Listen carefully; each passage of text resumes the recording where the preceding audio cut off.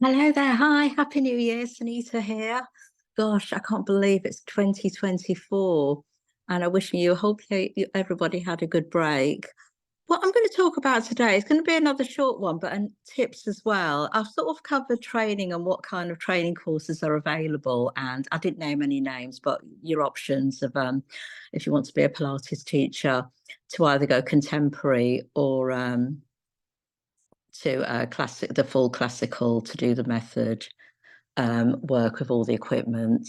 So this week or today, I'm going to go into teacher training, sort of based focusing on if you work in an office, it's New Year, you fancy a career change, sort of like a New Year, new you, and you fancied being a Pilates teacher. I stick to Pilates or even a fitness teacher. So it's thing is, where would you start? And in my previous podcast, I had not named, but give you a few options of courses. So just now to say you've picked your course, you've gone through the you've gone through all your options and you've enrolled for a course. It's actually concentrating on time management. And so you have got a day job and it's having time, taking that time off to actually do your course because it's quite time consuming. There are options such as like a 2 week intensive. I recommend that was a quite good one actually. Then you get a break and then you have another week or something. A quite intensive one. And then it does spread out, it take about 6 to 8 months to a year to qualify by the time you've done all your practice and all your hours, and you need that proper training. Or one weekend course, obviously, or an online, I wouldn't recommend. So it's just that time off and time management. So if you had and there is a difference, there is intensive weekends, like it's over say 4 weekends, it may be manageable, so you can have a long weekend from Friday to Sunday, and then you've got your week. You don't have to take any time off work. Otherwise, you can take a couple of weeks off and then you can do your 2 week intensive course. So it's having that, yeah, so you have to sort of like, you weigh up your options of your suitable, when you've got your free time. So when you have picked your suitable course, and then don't forget, you've got the studying for it's everything. You've got the anatomy, it's the teaching practice, the observation, you've got the anatomy, it's actually delivering. So the more practice, the more practical, the better. That's why the online it wouldn't work for me, but you wouldn't get that person to person contact, and also safety. If you're teaching in a studio environment and everything, you need that safety option with a client, with yourself, keeping yourself safe as well. So, and also once you've got your courses, that actually having that time, that's another thing. I sort of got it to a T, sort of a bit of a struggle as well, because with the full-time work, when it comes, I mean, obviously you can't take loads of time off, maybe you can take your 2 weeks off. But when you come to your teaching practice, I think I was starting work early. Luckily we had flexi time. It's very tiring. You started off really quite early at work, probably finishing around 4:30, and then going into your studio and then doing your practice. So that was an option there.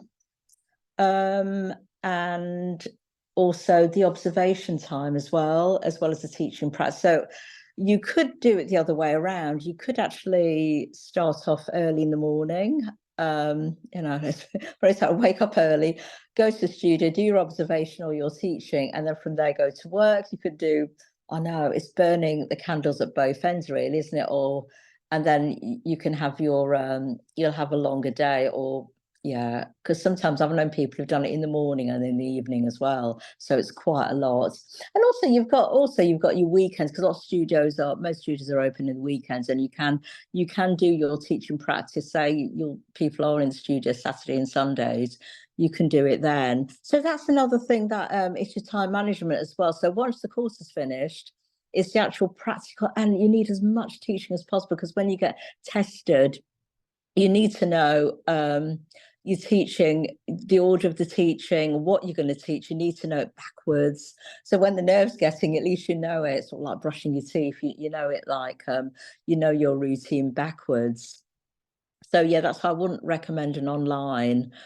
And also you've got to fit in the time, the studying time as well. You've got the anatomy, and they do there's lots of books that the training programs would recommend, like for they always recommend the contrology, the early books that Joseph Pilates did, like the Back to Life books, the and the other, and also your anatomy books as well. So they do, yeah, the archive, because you get the original exercises in the old Back to Life and the contrology books that Joseph Pilates wrote back in the day. So they're recommended, and they do recommend reference books as well. And there's some really good anatomy books. And there wasn't lots of things, obviously, when I took my course online. There's lots of things online now with like the muscles, the skeletal and everything. So it's quite intense. I mean, if you've got knowledge of anatomy, it's great, but if you're not, but it's not. Once you master it, it's fine, because you need to know what muscle, how you're doing exercises, what muscles you're using, what bones, tendons, etc., and how everything's joined together. So that's another intensive thing. As well as the training, the teacher training, you've got to learn the anatomy, because you do get tested on the exam. So I do recommend, that's why these quick courses, you don't get the anatomy, you don't get the full training, and then you're expected to teach, but you want to be safe. I mean, not just for yourself, for people as well. You're going to be responsible for people exercising, and that you've got they need a safe pair of hands as well. But there's another thing as well. You may be already, like I was a fitness, even though I had a day job, I was already a fitness trainer. So, you might have that knowledge of teaching. You might be okay with standing in front of a class. But if it's new to you, so that's another thing you got to weigh up. Are you're familiar with the teaching, or you're not used to standing in front of a load of people teaching a class, or maybe you work in an office, um, you sort of like you're in management and you do presentations, or you've got a speciality in your field and you're used to that type of thing. So it's just weighing up your sort of like your weakest and your strongest link for the course as well. And also, it's different being a client. You think, oh, I could do this. It looks easy, but once you start teaching, it's not very easy. So yeah, as I've highlighted in the previous podcast, I did without naming, I sort of recommended either doing the mat course. You may just want to do the mat, or you start off with a beginner's mat and then move on to the fully comprehensive, where you utilize all the studio equipment, and you see how each one is linked, each exercise is linked. And if it's not possible to do a certain mat exercise, you've been moved on to a piece of equipment just to get that movement. Say like the roll up is really quite hard, and you could get moved as a client into the caddy. So you learn all that in your teaching practice, depending on which course you are going for.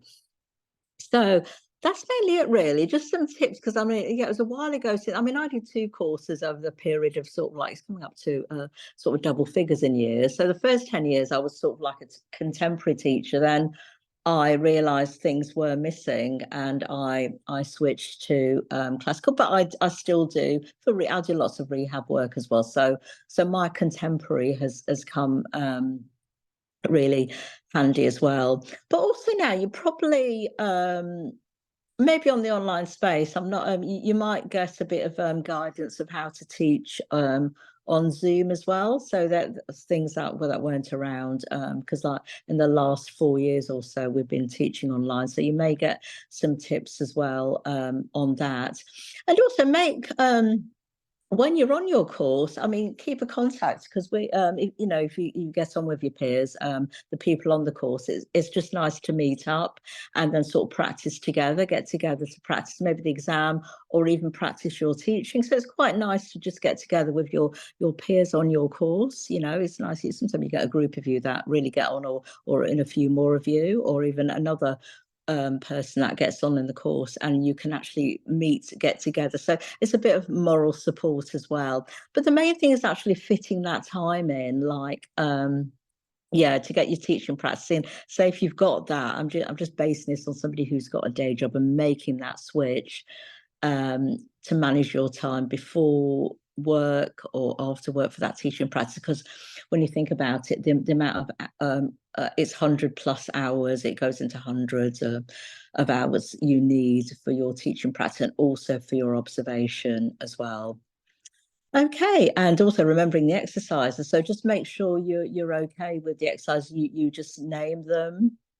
You know the names of the exercises, you're okay with them, and also the safety aspects as well. Just you get that an opposite. You see lots of experienced teachers and how they teach and everything, how they connect the body into the equipment, into the mat work. So that's really important as well. So great, I'll leave you there. Another short one, and have a lovely weekend. And I'll speak to you on the next one. Let's just see. Yeah, on the next one, I'll probably cover making the switch from your day job, if you can, into being a teacher full time, if that's what you want to do. So, okay. So, bye for now, and speak to you on the next podcast.